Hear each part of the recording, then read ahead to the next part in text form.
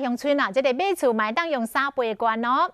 这个高雄有代销公司讲，上悬会当用1000块的券来赌10万块的厝价。台北的建案甚至上悬会当赌到40万，预计会当带动下半年房地产的销售回升4成。万吨的高楼平地起，要过咱就是买不起。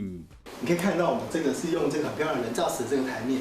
即摆卖厝毋是甲你介绍尔，佫会使用3倍券。台北有建案推出1户5700万3房型，你用3000块3倍券，厝价会使赌30万；4房型4000块3倍券，会使赌40万，会使用钱放大100倍。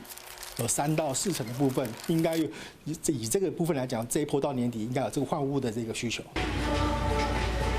高雄某建案推出1户差不多总价500万，1户限用1000块3倍券，会使赌10万块。希望讲你有感觉买厝的时较勇敢咧。这个1000块可以放大100倍。其实现在是一个很微利的时代，所以呢，这次建商特别推出这样的一个让利的一个优惠配套，已经算是非常非常大方。